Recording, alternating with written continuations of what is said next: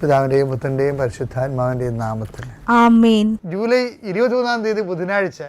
അമ്മേ പരിശുദ്ധമേ, അമ്മേ പരിശുദ്ധമേ, ദൈവമാതാവേ, കൃപാസനത്തിലൂടെ ഞങ്ങൾക്കും ഞങ്ങളുടെ ദേശത്തിനും അമ്മ മധ്യസ്ഥം തേടി തന്ന എല്ലാ അനുഗ്രഹങ്ങൾക്കും കൃപകൾക്കും ഞങ്ങളിപ്പോൾ ഹൃദയം നിറഞ്ഞ നന്ദി പറയുന്നു. അമ്മേ പരിശുദ്ധമേ, ദൈവമാതാവേ, 2004 ഡിസംബർ 7 ഉച്ചകഴിഞ്ഞ് 2:30 കൃപാസനത്തിൽ സംഭവിച്ച അമ്മയുടെ പ്രത്യക്ഷപ്പെടലിനെ കുറിച്ച് തിരുസഭയ്ക്ക് സമർപ്പിച്ചിരിക്കുന്ന പഠനരേഖകളുടെ മേൽ സഭാത്മകമായ പഠനം ആരംഭിക്കുവാൻ ഞങ്ങൾ പ്രാർത്ഥിക്കുന്നു.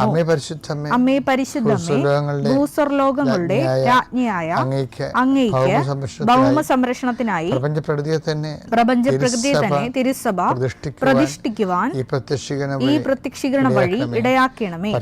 പരിശുദ്ധമ്മേ, ജപമാല മാതാവേ, സകല കൃപാസനം പ്രാർത്ഥനകളോടും ചേർത്ത് ഞങ്ങളിപ്പോൾ പ്രാർത്ഥിക്കുന്ന ഈ കുടുംബത്തിന്റെ പ്രത്യേക നിയോഗം.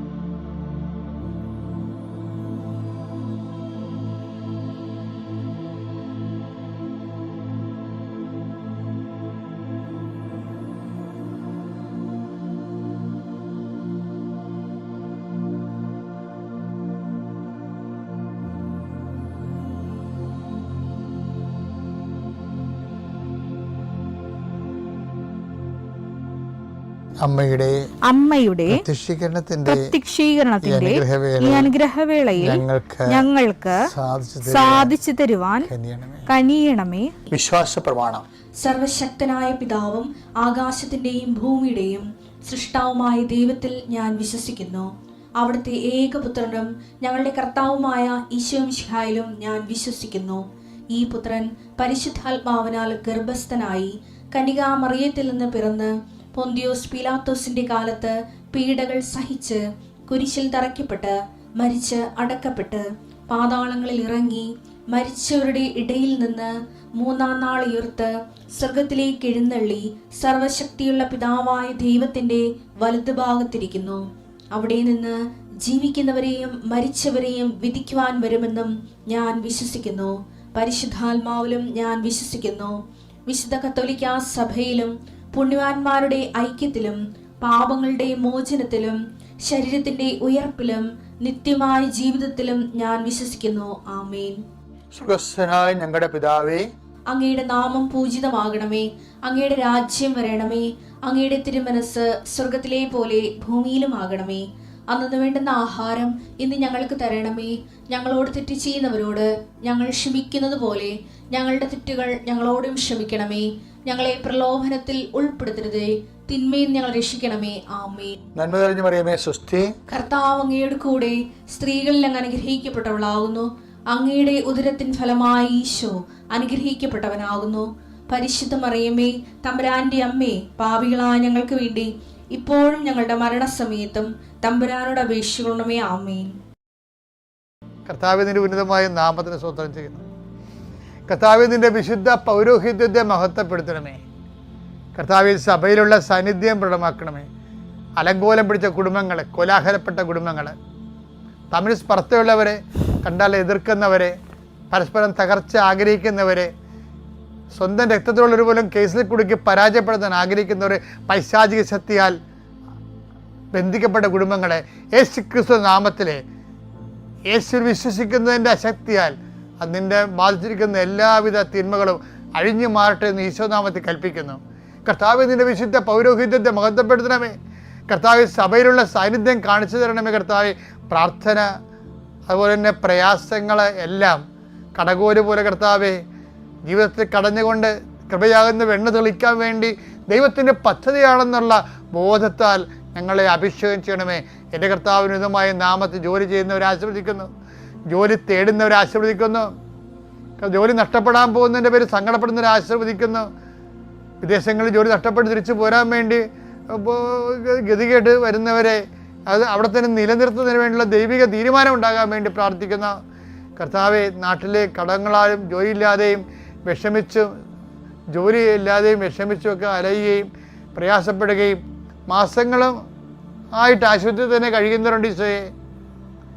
രഹസ്യം പുറത്തു വരാൻ പറ്റുന്നില്ലെങ്കിലും തങ്ങൾ നോക്കുന്ന രോഗി എങ്ങനെ മരിച്ചു കിട്ടിയാൽ കൊള്ളാമെന്ന് ആഗ്രഹിക്കുന്ന മാനുഷികമായ ബലഹീനരായ മക്കളുകൊണ്ടുണ്ട് കർത്താവെ. അവരെല്ലാവരും സമർപ്പിച്ച് പ്രാർത്ഥിക്കുന്ന കർത്താവെ, അങ്ങനെയുള്ള രോഗികളെ അവർ തന്നെ സ്വയം പ്രാകുന്നു കർത്താവെ, അങ്ങോട്ട് വിളിച്ചാൽ മതിയായിരുന്നല്ലോ എന്നൊക്കെ ഓർത്തിട്ട് സ്വയം പഴിക്കുന്നവരുണ്ട് ഈശോയെ. അവരെല്ലാം ശക്തിപ്പെടുത്താൻ കുരിശിൻ്റെ ചുവട്ടിലിരുന്ന മറിയം, കന്യാസ്ത്രീ മറിയം അമ്മയുടെ ശക്തിയാൽ നിങ്ങളെ ശക്തീകൃതനാകാൻ വേണ്ടി ഈശോ നാമത്തെ ആശീർവദിച്ച് പ്രാർത്ഥിക്കുന്നു. എൻ്റെ കർത്താവിൻ്റെ ഉന്നതമായ നാമത്തിൽ ജോലി നഷ്ടപ്പെട്ടവരെ, വീട് നഷ്ടപ്പെട്ടവരെ, സമാധാനം നഷ്ടപ്പെട്ടവരെ, സാമ്പത്തിക തകർച്ച വന്നുപോയവരെ, എല്ലാ തരത്തിലും കുടുങ്ങിയിരിക്കുന്നവരെ എല്ലാം യേശുനാമത്തിൽ അഴിച്ചുവിടപ്പെടുകയും നിങ്ങൾ സന്ധിക്കപ്പെടുകയും ചെയ്യട്ടെ. പിതാവും പുത്രനും പരിശുദ്ധ സർവ്വീശ്വരൻ നീക്കുവാമേ. അപ്പോൾ ഇന്നലെ നമ്മൾ ചൊവ്വാഴ്ച ജൂലൈ 22 ചൊവ്വാഴ്ച കണ്ടത് എന്താണ് സംഭവം?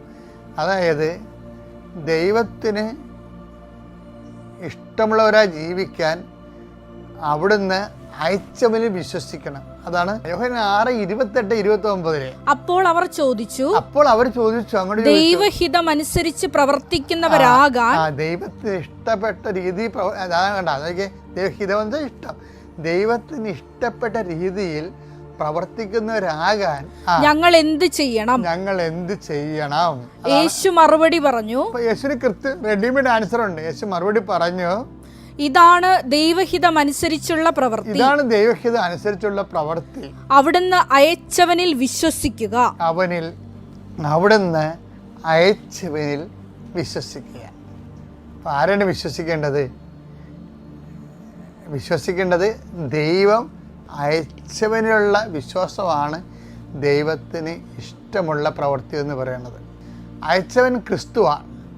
ക്രിസ്തുവിലുള്ള വിശ്വാസം നമുക്കൊരു ആശയപരമായ വിശ്വാസം ഉണ്ടാകാം, പക്ഷേ ദൈവത്തിന് സ്വീകാര്യമാകുന്നത് എപ്പോഴും കംപ്ലീറ്റ്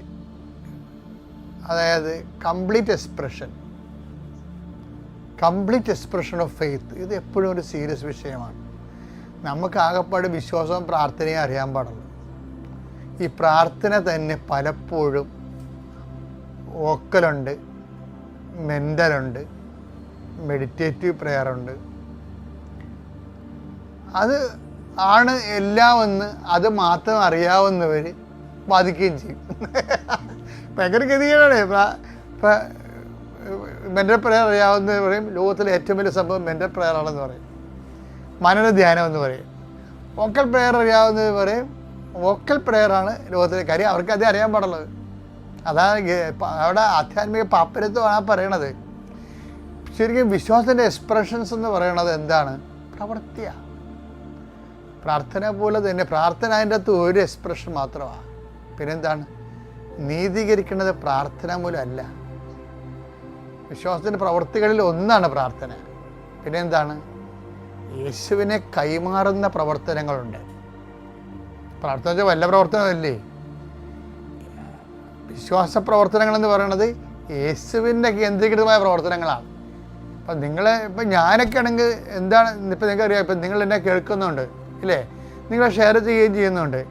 എന്തുകൊണ്ടാണ് ഇങ്ങനെ ഈ ഐഡിയ ഒക്കെ കിട്ടണത്? രാവിലെ എഴുന്നേൽക്കണമെന്നും നിങ്ങളോട് ഇങ്ങനെ സംസാരിക്കണമെന്നും പരിശുദ്ധാത്മാവ് നമ്മൾ നയിക്കുകയാണ്. അപ്പോൾ ആയിരക്കണക്കിന് മനുഷ്യരാണ് ഇത് കേൾക്കേണ്ടത്.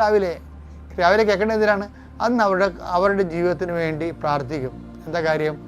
നമുക്ക് ജനങ്ങൾക്ക് വേണ്ടി പ്രാർത്ഥിക്കണത് എന്തുകൊണ്ടാണ് പ്രാർത്ഥിക്കുന്നത്? വാഗ്ദാനങ്ങളുണ്ട്. വിശ്വാസിയെ സംബന്ധിച്ചിടത്തോളം നമുക്ക് കുറേ വാഗ്ദാനം കിട്ടിയിട്ടുണ്ട്. എന്താണ് വാഗ്ദാനം? നീ എവിടെ പോയാലും നിൻ്റെ കൂടെ ഞാനുണ്ടാകും. അപ്പോൾ എൻ്റെ ജോലി എന്താണ്?